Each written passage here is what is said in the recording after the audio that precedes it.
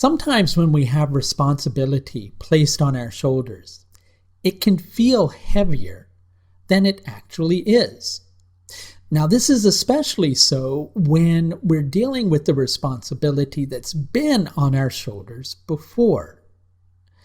We're all too quick at those particular moments in time to remember when we had that responsibility on our shoulders in the past and things didn't work out quite as well as we might have hoped for them to.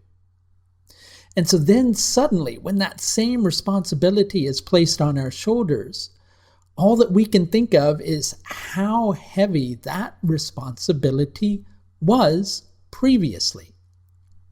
Now, somewhere in a certain area of your life, you've got responsibility on your shoulders, and it may be feeling particularly burdensome at the present moment.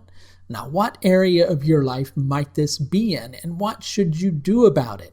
Well, that's going to be different for each particular person based upon their individual horoscope and where the current planetary transits are falling, equally what certain periods the person's in their life. And all of that can be found out for you individually if you schedule an astrological service through my astrological services page, which is linked above. But back to that burden that's on your shoulders. There were also times in the past where you shouldered that burden, right? That burden was heavy, but you handled it, you were able to carry it, and you were able to come through successfully. But you're not thinking about that right now, are you? All you're thinking about is what is falling squarely on your shoulders and how well you're going to be able to handle it or how poorly you're going to be able to handle it. But you see, the level of focus, or rather what you're focusing on, is all up to you. You can make up your mind that you're going to focus on all those times that things fell short, and maybe momentarily, that's not a bad thing, because you'll recognize things that you didn't do too well that kind of contributed to the problem. Or you can focus on those times where you did have a breakthrough, right?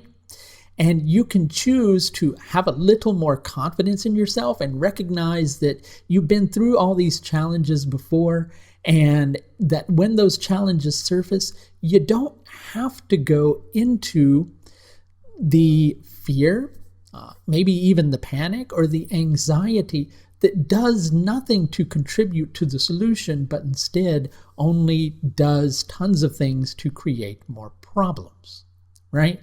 So remember those things that you did when things worked out well. Most likely, you were more trusting in yourself, right? Most likely, you didn't feel like you had anything to prove. Things just kind of flowed naturally. Now, there's one part of you at this moment that kind of feels like things aren't flowing as smoothly as you had potentially hoped for. But without a challenge at the present moment, how would you know that you have what it takes to get the job done?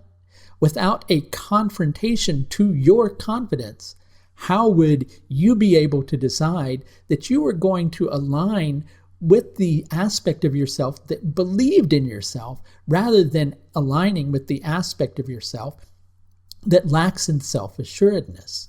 So you're being confronted with a challenge at the present moment, but that challenge may be less about what's going on externally and much more about what's going on internally. And sure, you may like to have someone to validate to you that you're making the right decisions at every single turn, but the only person who's going to do that for you is yourself. It's just that when things feel like they're a lot, that burden feels heavier. But all you have to recognize is that you've shouldered it before. You have the strength. You had the strength before. It didn't disappear.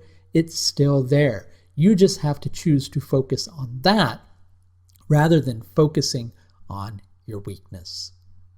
On the 19th of August, I'm going to be holding the second of my group sessions. This one is on Rahu and Ketu in the horoscope. For all people who register for the $49 registration fee, I'm going to be looking at the position of Rahu and Ketu in your personal horoscope, looking at all the different factors, including nakshatras and houses, and giving you the information that the unique position of Rahu and Ketu in your horoscope conveys.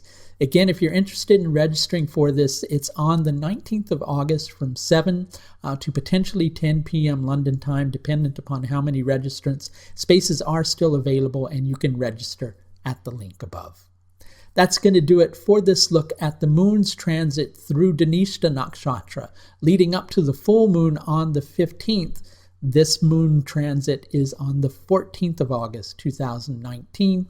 Until next time, please do take the very best care of yourself. Bye now.